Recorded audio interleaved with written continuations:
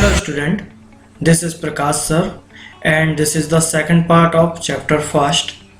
In this video, we will discuss about primary memory, secondary memory. These both are the types of memory. So, what is primary memory? Primary memory is a computer memory that is accessed directly by the CPU. This includes several types of memory such as processor cache memory, system ROM and RAM. That mean कि primary memory वो memory होती हैं जो कि directly किसी programme को या directly CPU को किसी प्रोग्राम को रन करने के लिए हेल्प करती हैं. मीन्स प्राइमरी मेमोरी पे ही कंप्यूटर की स्पीड और एक्यूरेसी डिपेंड करती है. यही प्रोग्राम को एग्जीक्यूट करने में मदद करती है. Then secondary memory. Secondary memory is a memory where program and data are kept as a long term basis. Means secondary memory वो मेमोरी होती है जहाँ पे डेटा को हम लॉन्ग टर्म के लिए यूज़ करके रख सकते हैं, जैसे hard drive, pen drive, CD ROM. ये सारी सेकेंडरी मेमोरी की कैटेगरी में आते हैं. इसका एडवांटेज क्या होता है, इसमें डेटा इरेज नहीं होता है. और इन प्राइमरी मेमोरी में जैसे ही कंप्यूटर को हम ऑफ करते हैं तो कैच मेमोरी का डेटा और रैम मेमोरी का डेटा ये कंप्यूटर के ऑफ होते ही डेटा लॉस्ट हो जाता है. Memory, these are the basic type of primary memory. First one is RAM, another one is ROM. So RAM is also divided in two type. First is SRAM, second one's DRAM. So SRAM means static RAM or DRAM means dynamic RAM. Then ROM, read only memory. So ROM also divided in three parts. First one is PROM, second one is EPROM, third one is EEPROM. So PROM means programmable read only memory. EPROM, erasable programmable read only memory. Then EEPROM, electronic erasable programmable read only memory. तो that mean PROM. तो जो रोम रहती है तो ये क्या रहते हैं, जो भी सेमीकंडक्टर डिवाइस यूज किए जाते हैं उसमें कुछ मेमोरी, उसकी एक पर्टिकुलर मेमोरी रहती है जो कि कंप्यूटर के बंद होने पर लॉस्ट नहीं होती है.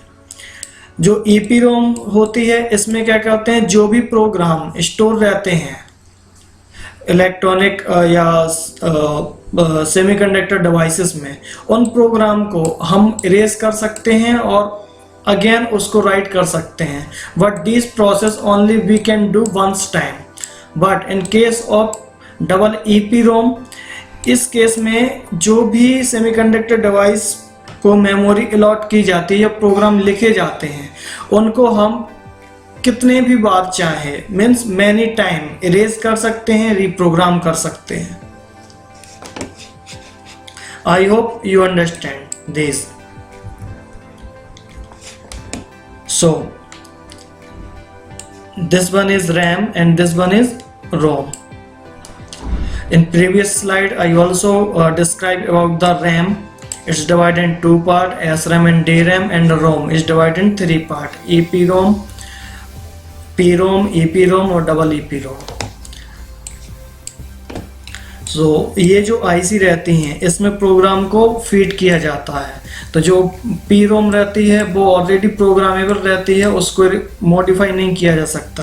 But in case of EPROM में इसमें इस आईसी में जो प्रोग्राम स्टोर है उसको वन टाइम हम चेंज कर सकते हैं. मीन्स जो प्रोग्राम इसमें स्टोर है उसको इरेज करके एक बार इसको रीप्रोग्राम किया जा सकता है. But in case of EEPROM means electronic electronic erasable programmable read only memory.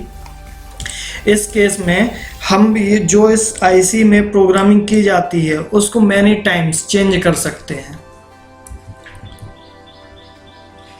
These are the example of secondary memory: external optical drives, hard disk, zip drive, media device, USB flash memory and memory card।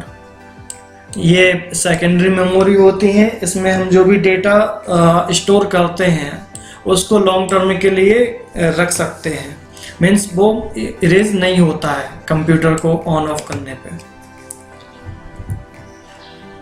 Then characteristics of computer.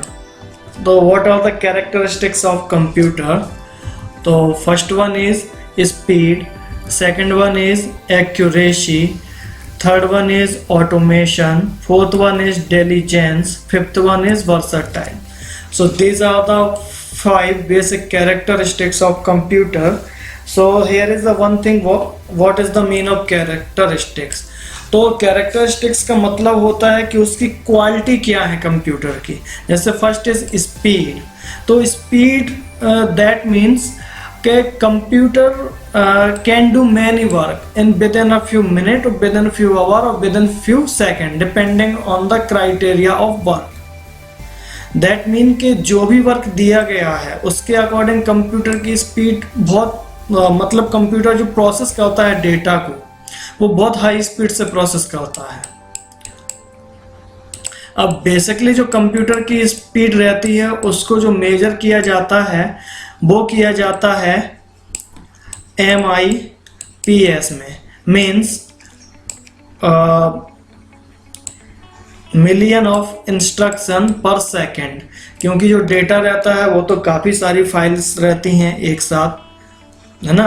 तो जो भी instruction रहते हैं या IPS instruction per second means जो भी instruction दिए जाते हैं कंप्यूटर को वर्क परफॉर्म करने के लिए तो वो उसको कितने टाइम में परफॉर्म करता है या कितने सेकंड लेता है उस वर्क को परफॉर्म करने में या प्रोसेस करने में, तो ये उसमें मेजर किया जाता है।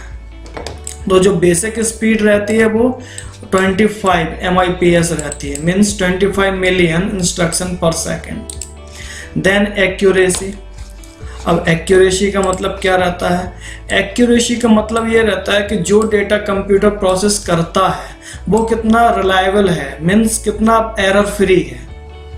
आप जो भी उसको इंस्ट्रक्शन देते हो वो उस इंस्ट्रक्शन को प्रोसेस करता है इन अ फास्ट वे और दिस ऑल डेटा जो उसने प्रोसेस किया है उसका जो रिजल्ट है वो बिल्कुल एक्यूरेट शो करता है, एरर फ्री रिजल्ट शो करता है। कंप्यूटर का रिजल्ट तभी एरर में आएगा जब ह्यूमन या यूज़र के थ्रू कोई इंस्ट्रक्शन या इनपुट प्रॉपर तरीके से नहीं दिया गया होगा, तो ही कंप्यूटर का जो रिजल्ट है वो हो सकता है कि एरर आएगी उसमें। अदरवाइज कंप्यूटर की जो एक्यूरेसी रहती है वो एरर फ्री रहती है। Then third one is automation. Automation का मतलब क्या रहता है? ऑटोमेशन का मतलब ये होता है कि एक बार अगर हम कंप्यूटर को इंस्ट्रक्शन देते हैं तो उसके बाद जो भी डेटा रहता है वो इसको इजीली प्रोसेस करता रहता है विदाउट एनी यूज़र। जैसे आपने कोई प्रोग्राम डिज़ाइन किया है, आपको उसको रन करना है, आप जैसे ही रन कमांड पे क्लिक करते हैं तो वो ऑटोमेटिक ही पूरे प्रोग्राम को रन करता है, उसका जो रिजल्ट रहता है आपके स्क्रीन पे शो कर देता है। Then diligence. So what is the mean of diligence? It can continually work for hour. That mean computer जो रहता है उसको कितने भी आवर कंटिन्यू वो वर्क करने की कैपेसिटी रखता है। ऐसा नहीं है कि ह्यूमन के थ्रू, जैसे कोई ह्यूमन रहता है वो 2-3 आवर वर्क करता है, 4-5 आवर वर्क करता है तो उसके बाद उसको थकान आ जाती है। बट कंप्यूटर के साथ ऐसा कुछ नहीं है, आप जितना चाहो उसको यूज़ कर सकते हो, वो continue error free result provide करता रहेगा। Then fifth one is versatile. Versatile का मतलब होता है कि एक ही समय पे कंप्यूटर पे हम डिफरेंट टाइप के फंक्शन को एग्जीक्यूट या प्रोग्राम को एग्जीक्यूट कर सकते हैं। जैसे कि आप गेम भी खेल सकते हैं, म्यूजिक भी सुन सकते हैं, इंटरनेट सफरिंग भी कर सकते हैं, साथ ही साथ आप एडिटिंग भी कर सकते हैं, ग्राफिक डिज़ाइन भी कर सकते हैं। तो एक पर्टिकुलर टाइम पे आप कंप्यूटर की हेल्प से कई सारे वर्क परफॉर्म कर सकते हैं। लाइक एग्जाम्पल, जैसे अभी आप देख रहे हो तो मैं स्क्रीन पे लिख भी रहा हूँ और ये स्लाइड भी चल रही है और रिकॉर्ड भी हो रहा है ना। तो एक ही टाइम पे कई सारे वर्क को परफॉर्म करना ही वर्साटाइल कहलाता है। I hope you understand this all. Then advantage of computer. तो कंप्यूटर के आने से या कंप्यूटर के होने से क्या एडवांटेज यूज़र को होते हैं, ये उसके बारे में डिनोट करता है। तो first is save time. Means computer की जो परफॉर्मेंस रहती है वो इतनी ज़्यादा रहती है, इतनी ज़्यादा जो कैलकुलेशन स्पीड रहती है, it's already fast and highly reliable. So that mean you all the time, means जो ज़्यादा टाइम यूजर को लगना था वो सारा टाइम सेव हो जाता है। विद इन फ्यू सेकेंड में ये सारे रिजल्ट को शो कर देता है। तो टाइम मैनेजमेंट अच्छा रहता है, इससे ये टाइम सेव हो जाता है। देन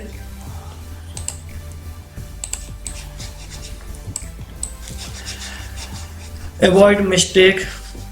मैंने ऑलरेडी बताया कि जो कंप्यूटर की एक्यूरेसी रहती है, एक्यूरेसी हाई एक्यूरेसी होने के कारण जो मिस्टेक के चांसेस रहते हैं वो बहुत कम होते हैं। Then high quality and error free work. Means जो वर्क रहता है वो एरर फ्री रहता है। हाँ, ह्यूमन के थ्रू अगर कोई इनपुट ही रॉन्ग दिया गया हो तो कंप्यूटर से एरर हो सकती है, otherwise it's all work is error free. और हाई क्वालिटी वर्क मीन्स जो वर्क करता है वो क्वालिटेटिव होता है। सपोज आप ग्राफिक डिजाइन करते हैं तो जो भी आप ग्राफिक निकालते हैं वो हाई क्वालिटी ग्राफिक होता है। Then result printed out neatly. Means जो भी आप रिजल्ट प्रिंट आउट करते हैं वो एरर फ्री रहता है, नीट एंड क्लीन रहता है। Means easy to understandable and readable रहता है।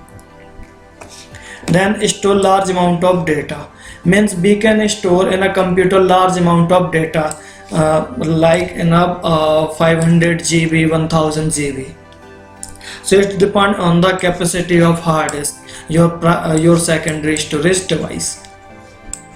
So I hope you understand this all basic about computer, like primary memory, secondary memory, characteristics of computer and advantage of computer.